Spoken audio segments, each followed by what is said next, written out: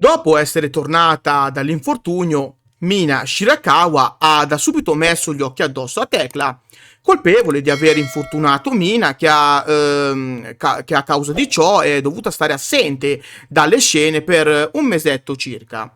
Detto ciò, la Shirakawa era speranzosa di potersi vendicare grazie al tag team match andato in onda durante la prima giornata del Cinderella Tournament, quando Mina e Maika avevano unito le forze per battagliare contro Tekla e Natsuko Tora. Purtroppo però il piano vendicativo di Mina sfumò ben presto grazie alla scaltrezza di Tekla che, una volta messa con le spalle al muro, decide di sputare in faccia alle regole, preferendo farsi squalificare attaccando Maika con una spranga di ferro al centro del ring. Una volta concluso il match, Tekla continuò a inveire contro Maika con una Mina Shirakawa che nel frattempo era stata oggetto del Green Mist di Natsuko Tora, che aveva impedito a Mina di correre in soccorso della amica. Ma c'è di più. Se perché, come se non bastasse, Tekla si fiondò pure contro Taro Okada, che stava cercando di ammonire Idol Killer per il suo comportamento oltraggioso.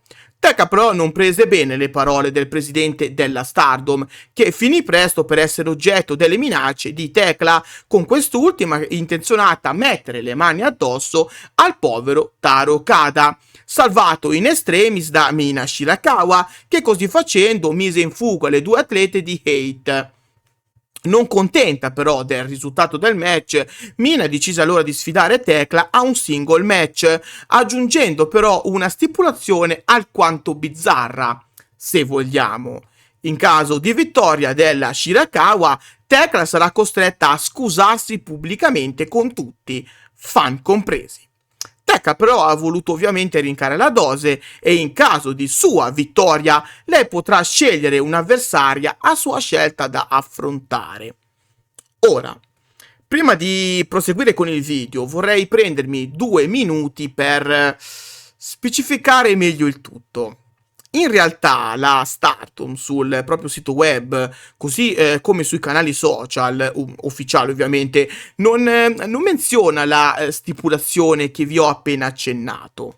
La compagnia presenta il match in questione come un semplice single match e nulla più. Non è chiaro quindi se la stipulazione proposta da entrambe le atlete sia stata accettata oppure no da Taro Okada.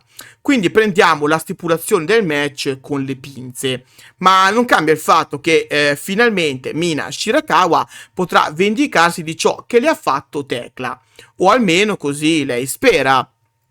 Sì, perché la battaglia contro Idol Killer non sarà di certo una passeggiata, anche perché Tekla è un'avversaria alquanto temibile, visto che può contare innanzitutto sull'aiuto esterno di Hate e anche perché lei stessa è solita usare scorrettezze a non finire per portarsi a casa la vittoria.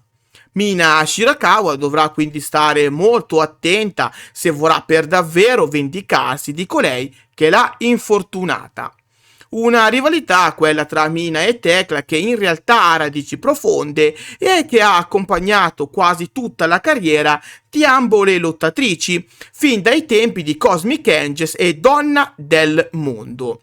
Una faida che si è particolarmente inasprita un anno fa durante All Star Grand Kingdom, dove al termine del match tra Mina Shirakawa e Natsuko Tora, finito anche in quel caso per squalifica, Oedo Tai aveva praticamente circondato Mina, pronti ad un assalto corale, fino a che l'arrivo di Tekla sembrava poter dare manforte alla Shirakawa, per poi scoprire che Tekla si era alleata con Tora e compagne, con Mina che dovette per forza di cose arrendersi allo strapotere numerico.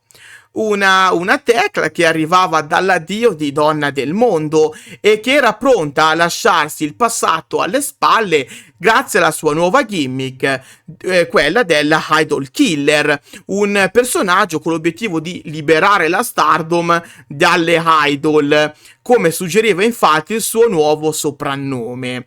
La campagna di Tecla proseguì tra alti e bassi, con risultati altalenanti, diciamo, ma che comunque fecero diventare la stella di Hate un'avversaria da non sottovalutare, specialmente per la sua cattiveria e per il fatto di essere diventata spietata sotto ogni punto di vista. È chiaro che tra le due atlete quella che ha più bisogno di una vittoria è Mina Shirakawa, se non altro per tornare in carreggiata dopo che il suo 2025 non è partito nei migliori dei modi. Sì, perché a inizio gennaio si è vista privata dall'Undisputed British Women's Championship che la stella di EXV ha perso a Wrestler Dynasty contro Mercedes Moné, per poi fallire anche la conquista della New Year Unit League, perdendo in finale contro Neo Genesis.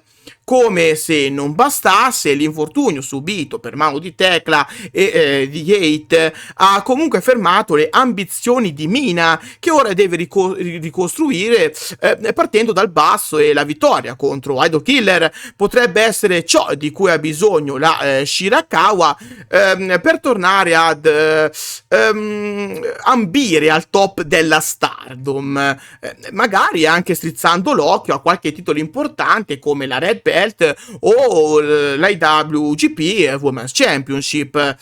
Non so, vedremo. Intanto vi chiedo gentilmente di lasciare il vostro pensiero nei commenti. Fatemi sapere qual è il vostro pronostico su questa imminente battaglia ed eventualmente se avete o meno la possibilità di confermare o smentire la stipulazione del match di cui abbiamo accennato poc'anzi. Vi invito come sempre a lasciare un like, a condividere il video con quante più persone possibili e a iscrivervi al canale attivando anche la campanella per non perdervi i prossimi contenuti. Inoltre vi ricordo che qua sotto in descrizione potete trovare tutti i link del progetto Donne tra le corde, un progetto che vi apre una finestra sul mondo, sul magico mondo del wrestling femminile mondiale. Sì, perché grazie a Donne tra le corde potete sempre rimanere aggiornati con le ultime news, i risultati dei vari show, articoli dedicati alle vostre atlete preferite e molto altro. Vi rimando ai link in descrizione per tutte le info. Dal vostro amichevole Kirito di quartiere per oggi è tutto. Grazie di cuore e alla prossima. Bye poi!